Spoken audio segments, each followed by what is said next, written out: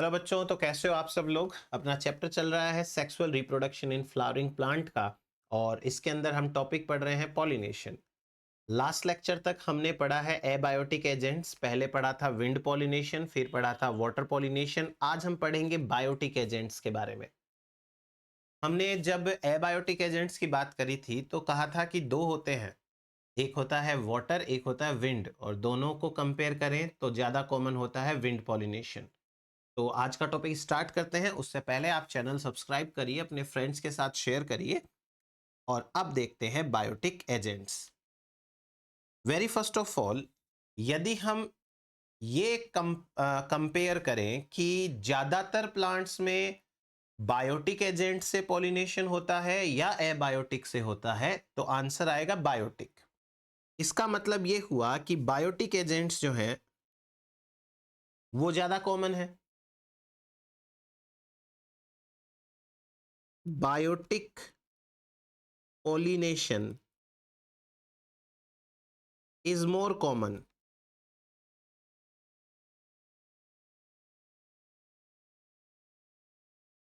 than abiotic pollination। एक point.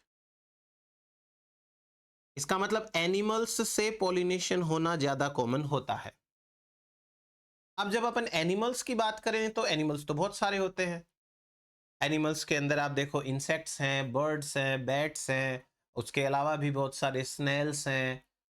किनसे सबसे ज्यादा पॉलिनेशन होता है? तो एक और पॉइंट निकल के आएगा, among animals insect pollination is more common। insect pollination is more common। Insect से पॉलिनेशन ज्यादा कॉमन होता है। अब यदि हम इंसेक्ट वाला ग्रुप भी देखें ध्यान से, तो इंसेक्ट में भी बहुत सारे इंसेक्ट्स हैं। बीज हैं, बटरफ्लाईज हैं, फ्लाईज हैं, वास्प है, बीटल्स हैं, बहुत सारे हैं। तो सबसे कॉमन कौन है? Honey bees. Among insects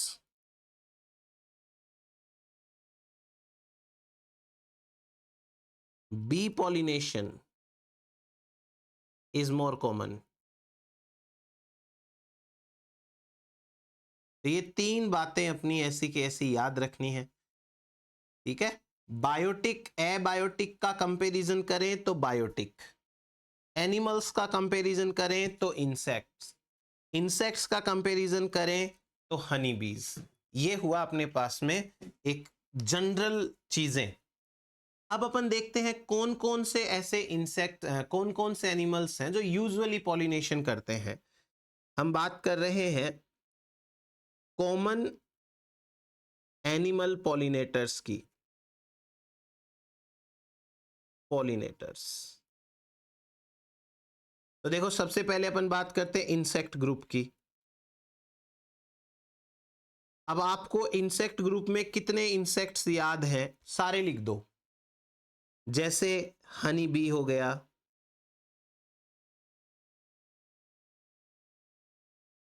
butterfly हो गया,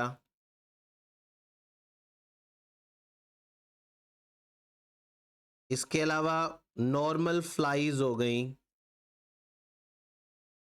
बीटल्स हो गए, इसके अलावा wasp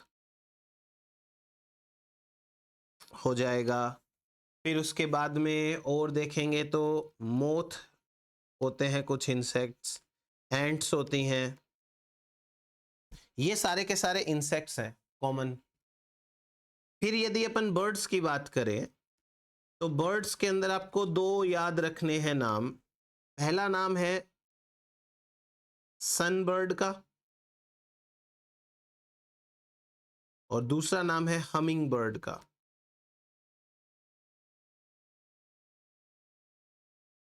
sunbird and humming bird, ये दोनों के दोनों बर्ड की कैटेगरी में है।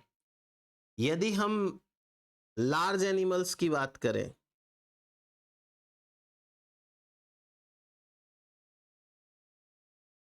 तो लार्ज एनिमल्स के अंदर आते हैं प्राइमेट्स, प्राइमेट्स के अंदर आएंगे लेमूर्स, एक आते हैं tree dwelling arboreal rodents. Arboreal समझते हो ना, जो हमेशा ट्री के ऊपर ही रहते हैं उन्हें कहते हैं आर्बोरियल। और रोडेंट्स क्या होते हैं? जो गिलहरी टाइप के, चूहे टाइप के जो एनिमल्स होते हैं उनको बोलते हैं। इसके अलावा जो बैट्स हैं ये भी काफी बड़े साइज के होते हैं, मैमल्स ये भी करते हैं। तो ये लार्ज एनिमल्स की कैटेगरी में आ गए। इवन कुछ रेप्टाइल्स भी हैं,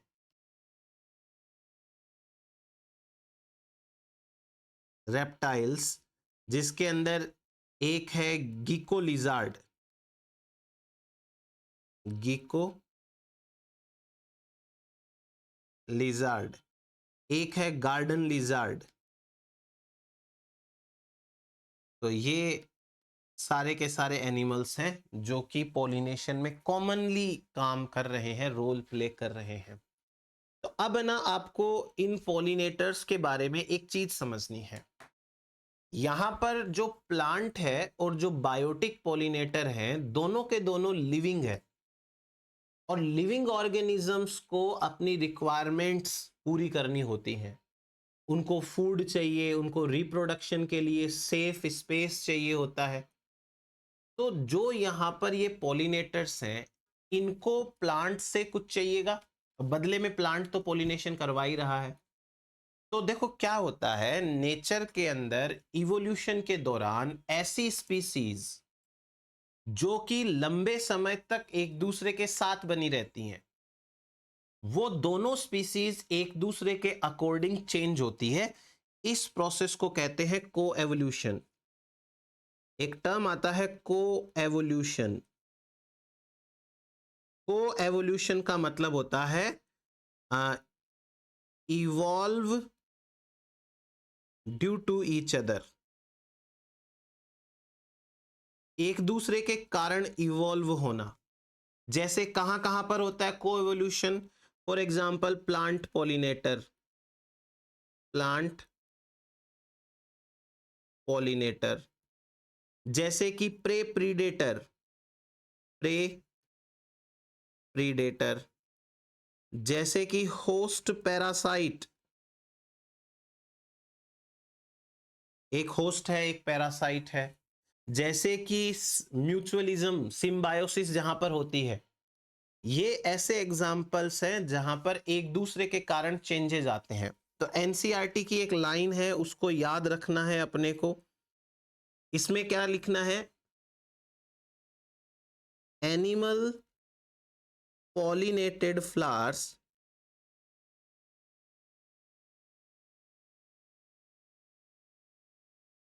and animal species are adopted to each other।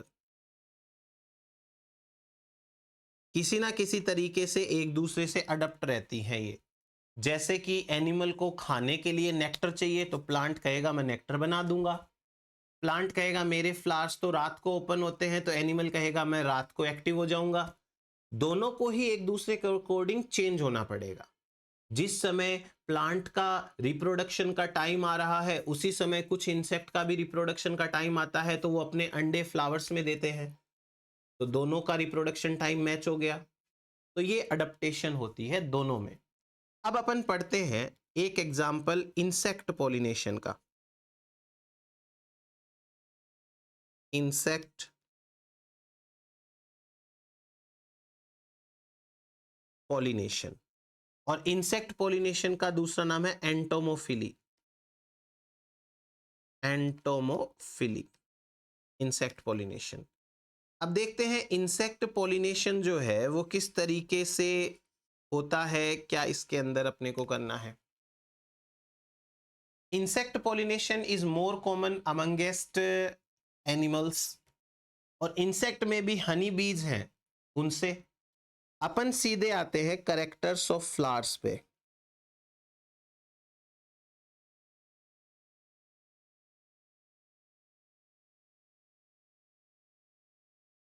Characters of flower. Flower के क्या क्या कैरेक्टर्स हैं, जैसे अपन ने एनिमोफिली के अंदर पढ़ा था ना, एयर से जिनका पॉलिनेशन होता है उनके क्या कैरेक्टर्स है, वैसे ही यहाँ पे बात करते हैं। पहला ऑप्शन, यदि फ्लावर की साइज की बात करें तो फ्लावर साइज छोटी होनी चाहिए या बड़ी, सोचो अभी। बड़ी। क्यों?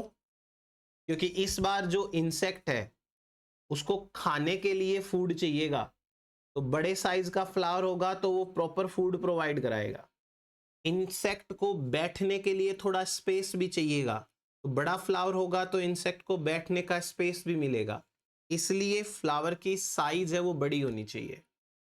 दूसरा, अभी ना फ्लावर मान लो छोटा है तो फिर वो इन्फ्लोरेसेंस में होना चाहिए। If small flowers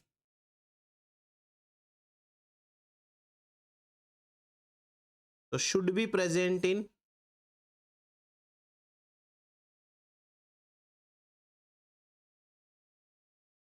inflorescence. तो इनफ्लोरेसेंस में होने चाहिए। देन तीसरा करेक्टर देखते हैं, अभी ना फ्लावर को अट्रैक्ट करना है तो नेक्टर होना चाहिए खिलाने के लिए, अट्रैक्ट करने के लिए स्मेल होनी चाहिए, कोई ऑर्डर होना चाहिए और कलर होना चाहिए। ये सब प्रेजेंट होगा तो फ्लावर के पास आएगा। फिर पोलन ग्रेन्स की यदि हम बात करें तो पोलन ग्रेन्स एक तो ज्यादा होने चाहिए, क्योंकि कुछ इंसेक्ट्स क्या करते हैं, पोलन ग्रेन्स को खाते हैं। तो पोलन ग्रेन्स एक तो होने चाहिए मोर इन नंबर्स, मोर इन नंबर, और ये स्टिकी होने चाहिए। चिपचिपे होंगे तो वो इंसेक्ट से आसानी से चिपक जाएंगे। इसके अलावा ऐसा कुछ नहीं है कि पोलन ग्रेन्स वो एंथर है, स्टेमन है वो लंबे होने चाहिए, एक्सपोज्ड होने चाहिए, वो कोई, अब ठीक है, ये सब चीजें यहां मैटर नहीं कर रही हैं। एक चीज नोट करके लिखनी है अपने को। देखो एनसीईआरटी के अंदर दे रखा है, पुरानी वाली के अंदर 2 नाम, और नीट का एक सवाल आया तो तीसरा एक नया नाम सामने आया, और अब नई एनसीईआरटी में तीनों नाम है। ऐसे फ्लावर्स जिनको फ्लाइज, मक्खी, बीटल्स और बैट्स पॉलिनेट करते हैं, वो थोड़ी बैड ऑर्डर प्रोड्यूस करते हैं, दुर्गंध पैदा करते हैं। हमको हमारे हिसाब से दुर्गंध है, बाकी उनको तो मजे ही आ रहे हैं, वो जो पॉलिनेशन कर रहे हैं उनके। ये वाली लाइन जरूर याद करना कि फॉल ऑर्डर, इसका मतलब हो गया bad smell.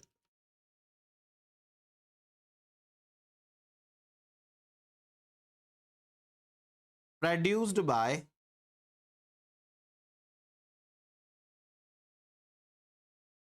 flowers which are pollinated by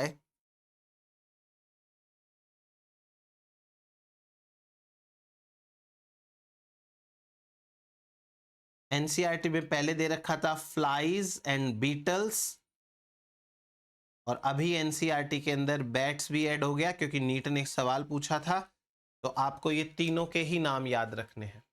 ये हो गया हमारे पास में फ्लावर के करेक्टर। सिंपल सिंपल है। फ्लावर लार्ज होना चाहिए, छोटा है तो इन्फ्लोरेसेंस में होना चाहिए, फिर उसको स्मेल प्रोड्यूस करनी पड़ेगी, कलर प्रोड्यूस करना पड़ेगा, नेक्टर प्रोड्यूस करना पड़ेगा, और पोलन ग्रेन है वो ज्यादा होने चाहिए, और साथ ही साथ वो चिपचिपे होने चाहिए। बस ये हो गया अपना काम। अब अपन बात करते एक छोटे से पॉइंट की।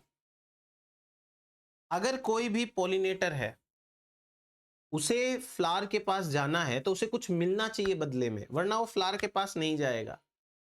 इसलिए फ्लावर्स को कुछ प्रोडक्ट्स बनाने पड़ते हैं, इनको बोलते हैं फ्लोरल रिवॉर्ड्स।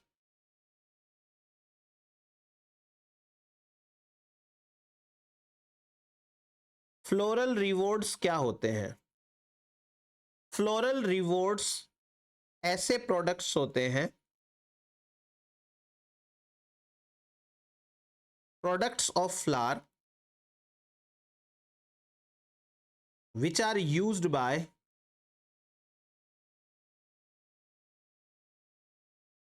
pollinators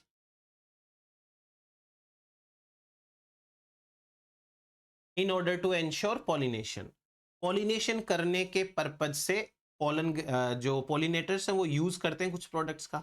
अब इस कैटेगरी के अंदर दो आते हैं रिवॉर्ड्स, एक तो है फूड और दूसरा है safe place to lay eggs. अब मैं आपको बताता हूं, फूड के अंदर दो ऑप्शन है।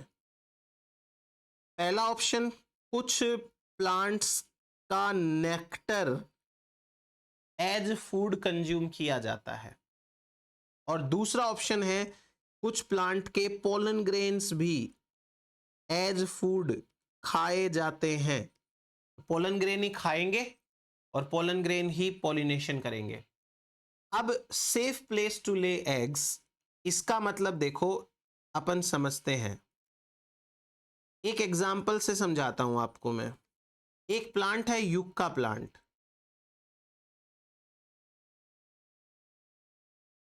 और एक इसके साथ में जो मोथ है उसका नाम है प्रोन्यूबा मोथ। प्रोन्यूबा मोथ। अब इसमें देखो क्या होता है, जो युक्का प्लांट है उस प्लांट की ये पिस्टिल है,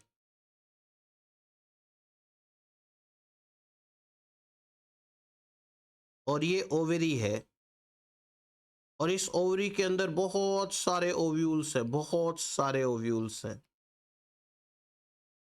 अब ये जो प्रोन्यूबा मोथ है, उस प्रोन्यूबा मोथ स्पीसीज की जो फीमेल मोथ होती है, फीमेल फ्लाई होती है, ये छोटा सा इंसेक्ट है, ये फीमेल है।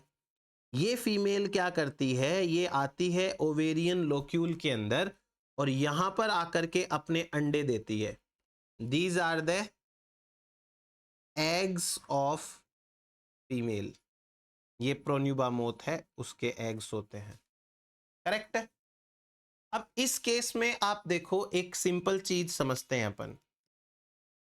यूका प्लांट में पॉलिनेशन होगा तो यूका प्लांट के सीड बनेंगे। इसका मतलब यूका प्लांट अपने रिप्रोडक्शन के लिए इंसेक्ट पे डिपेंडेंट है, और यहां इंसेक्ट भी क्या कर रहा है, इंसेक्ट भी अपने अंडे दे रहा है सेफ प्लेस में।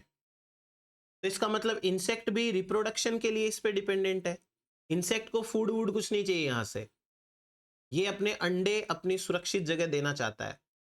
तो इस केस के अंदर दोनों ही ऑर्गेनिज्म का रिप्रोडक्शन एक दूसरे से रिलेटेड हो गया ना। जब इसके अंडों से लार्वा बनेंगे तो वो लार्वा क्या करेंगे, डेवलपिंग लार्वा क्या करेंगे, देखो एक तरफ इंसेक्ट के अंडों से लार्वा बनता है और दूसरी तरफ फर्टिलाइज्ड ओव्यूल सीड बनता है। तो ये लार्वा है, उन्हीं सीड को खाते हैं। Developing larva eat seeds of yucca plant. Yucca plant के सीड खाते हैं।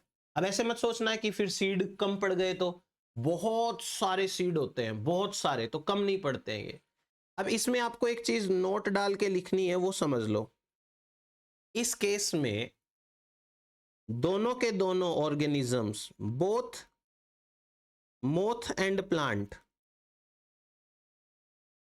Depend upon each other, depend upon each other for their reproduction।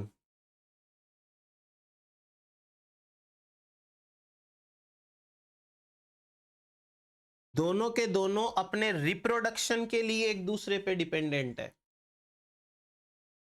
इसलिए दोनों की लाइफ साइकिल एक दूसरे के बिना पूरी नहीं हो सकती। अगर एक नहीं आया तो दूसरे की लाइफ साइकिल भी नहीं होगी पूरी और खुद की भी नहीं होगी। So life cycles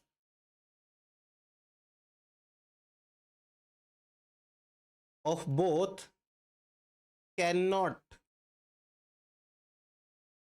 be completed without each other.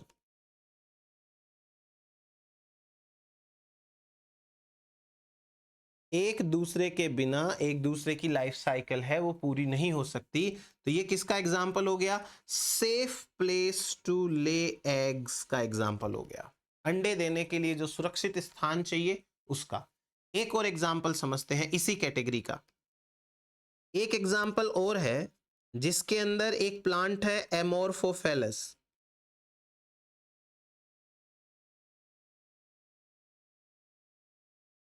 इस एमोर्फोफेलस प्लांट के जो फ्लावर होते हैं वो 6 फीट के होते हैं, 6 फीट हाइट के फ्लावर होते हैं। और ऐसे फ्लावर्स टॉलेस्ट फ्लावर होते हैं ये, मतलब इतने लंबे फ्लावर किसी और प्लांट के नहीं होते पूरे प्लांट किंगडम में।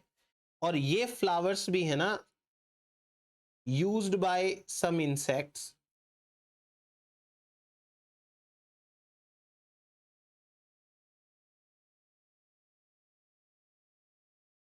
For egg laying sites.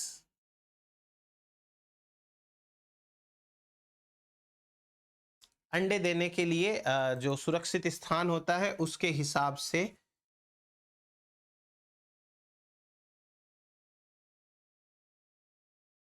Use किए जाते हैं। तो ये एक और पॉलिनेशन से रिलेटेड हो गया। अब मैं आपको एक छोटा सा लास्ट टॉपिक बताता हूं, सिंपल सा। एक टर्म है, इसे हम कहते हैं पोलन रोबर्स। और एक और टर्म है जिसे हम कहते हैं नेक्टर रोबर्स। नाम से ही समझ जाओ आप क्या होने वाला है यहां पे। ऐसे इंसेक्ट्स जो कि पोलिनेशन तो करते नहीं है और पोलन ग्रेन खा लेते हैं या नेक्टर खा लेते हैं, ऐसे इंसेक्ट्स को हम कहते हैं पोलन रोबर्स। जैसे आप यूं समझिए कि कोई इंसेक्ट है फ्लावर पे बैठा और फ्लावर पे बैठ के खूब सारा नेक्टर खाया और फ्लावर ने क्या किया, उसके ऊपर पोलन ग्रेन चिपका दिए। अब ये इंसेक्ट क्या करेगा, दूसरे फ्लावर पे बैठने की जगह अपने घर चला जाएगा और अपने घर चला गया तो फिर वहां पॉलिनेशन तो नहीं किया ना इसने। सो ये कहलाते हैं पोलन रोबर्स या नेक्टर रोबर्स। तो इसमें अपन लिख सकते हैं इंसेक्ट कंज्यूम पोलन और नेक्टर विदाउट डूइंग पॉलिनेशन। बिना पॉलिनेशन करे हुए अगर उसने ऐसा किया तो फिर ये कहलाएगा पोलन रोबर। इसको अपन एक एग्जांपल लिख सकते हैं। एक फीमेल होती है इंसेक्ट में जिसका नाम है बोम्बस एफिनिस। आप नाम याद करो तो ठीक है, नहीं करो तो ठीक है। इसकी जो फीमेल है और बेटर टू से जो क्वीन है, ये क्या करती है, ये कंज्यूम करती है नेक्टर ऑफ, एक प्लांट है जिसका नाम है एक्विलेजिया स्पर। तो ये इस प्लांट के लिए पोलन रोबर है। आपको ये याद करने की बहुत ज़्यादा ज़रूरत नहीं है क्योंकि एनसीईआरटी के अंदर तो है नहीं, तो नीट में नहीं आएगा। पर फिर भी अगर आप दूसरे एग्जाम्स टारगेट कर रहे हैं एम्स वगैरह तो उसमें आ सकता है, तो आप ये करेंगे। ये हो गया हमारे पास में बायोटिक एजेंट से पॉलिनेशन। तो आप इतना याद करेंगे पॉलिनेशन के अंदर। नेक्स्ट लेक्चर के अंदर अपन डिस्कस करेंगे अपना नया टॉपिक पोलन पिस्टल इंटरेक्शन क्या होती है, और उसके बाद में फर्टिलाइजेशन वगैरह वो सब आएंगे। आप अपने फ्रेंड्स के साथ चैनल सब्सक्राइब करो, सबको बोलिए कि चैनल के ऊपर देखें videos. Thank you so much, मिलते हैं नेक्स्ट वीडियो के अंदर।